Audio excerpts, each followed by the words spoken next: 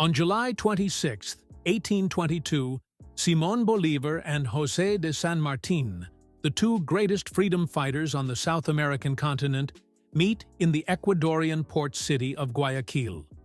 One had liberated the north of the continent, including Venezuela and Colombia, in previous years, while the other liberated the south, including Argentina, Chile, and Peru, from the Spanish crown. This historic meeting was of the utmost importance for the future of the continent. Amidst the turmoil of the wars of independence against Spanish colonial rule, Bolívar and San Martín were at the forefront of the movements that would lead South America into a golden future.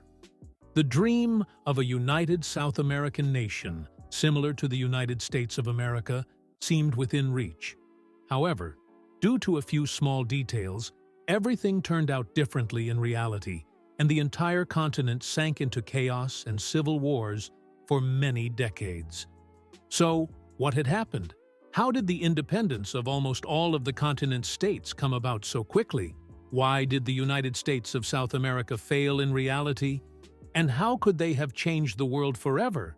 But why did everything turn out so chaotically? Let's take a look at all these exciting questions in today's video. Have fun! South America was under the control of the Spanish and Portuguese for over 3 centuries. Both colonial administrations structured societies along rigid hierarchical lines, which created profound social and economic inequalities early on. While the Spanish elites formed the highest stratum of society, the mestizos, indigenous people, and slaves were at a severe disadvantage. Thus, tensions between the various social classes and ethnic groups were always present, and all of them were to erupt simultaneously at the beginning of the 19th century. The model for this was the French Revolution, which preached the equality of all people and the ideals of freedom. However, the political realities were also completely turned upside down by the consequences of the revolution. Both Spain and Portugal were occupied by Napoleon for several years at the beginning of the century.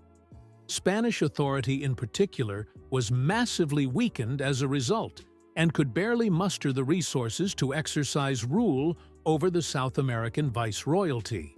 In addition, the new French ruler on the Spanish throne, Napoleon's brother, was not recognized by the colonies. Local juntas were therefore formed in many South American cities. These provisional governing bodies were often dominated by the Creoles, the descendants of Spaniards born in the colonies. These juntas saw themselves as the rightful representatives of the deposed king and gradually took over the local administration. And as they began to act more and more independently, many of them eventually demanded complete independence from Spain, and 2 figures in particular were to lead this movement. In the north, Simón Bolívar, who proclaimed independent Venezuela in 1811, and in the south, José de San Martín, who gradually liberated Argentina and Chile.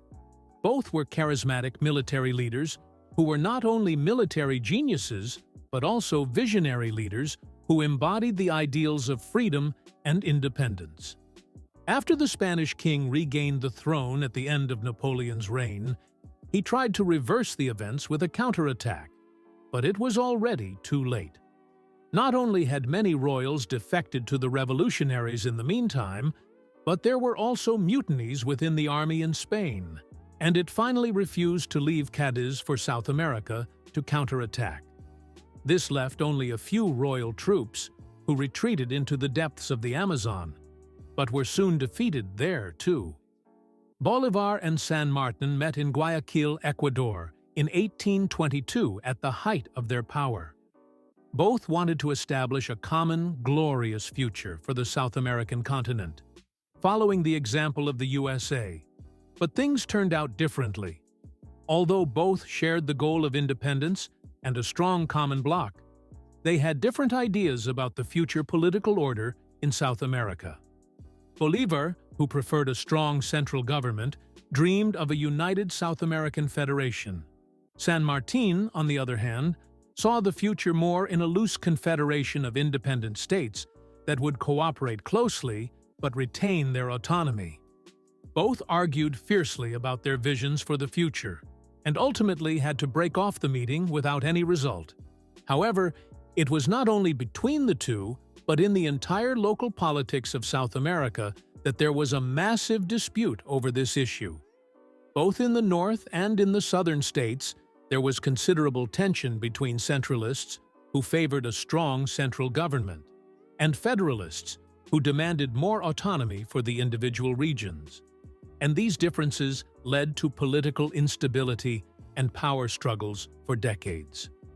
As a result, San Martin withdrew from politics and went into exile in France. He saw no lasting solution to the issue.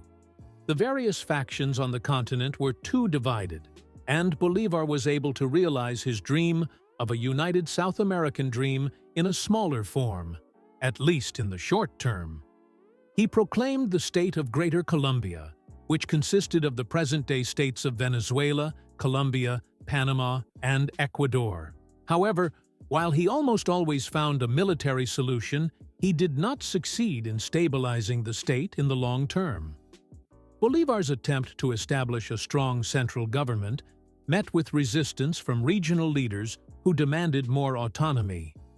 These tensions ultimately led to the collapse of Gran Colombia in 1831, shortly after Bolívar's resignation and after he also withdrew from political life. Both now watched from afar as the continent sank into chaos for decades.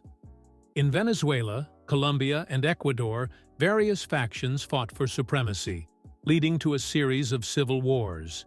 In Peru and Bolivia, conservative and liberal forces battled for control, while in Argentina, federalist and centralist parties fought for power. The army played a central role in many of these conflicts. Military leaders who had gained power and influence during the wars of independence used their positions to gain political power.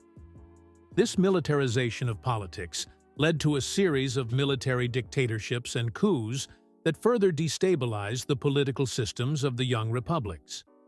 But there were other reasons too. The long years of wars of independence had severely damaged the economies of the South American countries.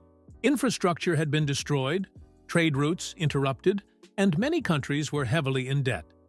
In addition, there was a strong economic disparity between the regions. The difficult geographical conditions also made it difficult to unify the continent.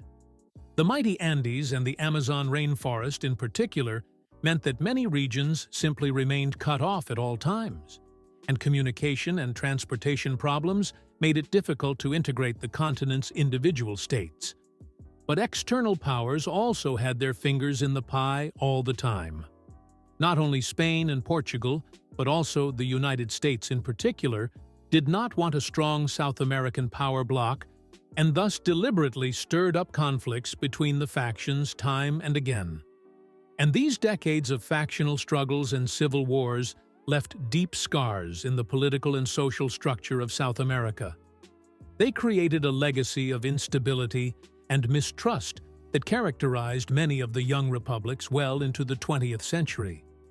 But what if, despite all the challenges, such a state had actually emerged? What if Bolívar and San Martin had overcome their differences and founded a strong, stable federation as role models for an entire continent? They would certainly have closely followed the example of the USA, where the individual states still have a great deal of autonomy today. Such a strong federal system could also have served as a balance of interests in South America. As co-presidents, both charismatic leaders could have symbolized unity and cooperation in order to overcome political rivalries and strengthen regional loyalties. A huge common market could have been created to promote free trade between the states. Large-scale infrastructure projects, such as the construction of railroads and roads, would have connected the regions and facilitated both trade and integration. Similar to the USA. And the example of Argentina shows that the state could have been very successful economically. Around 1900, the state in the south of the continent was considered one of the richest and most developed countries in the world. What would it have looked like if the whole continent had worked together? The diversity would have allowed the regions to benefit greatly from each other. Some regions could have quickly jumped on the industrialization bandwagon, while others would have provided the agricultural basis. This could have created a strong economic, political, and military counterblock to the USA. But this is, of course, only one of many scenarios. Ultimately, of course, everything could have turned out differently. How do you think such a state would have developed in reality? Feel free to write it in the comments.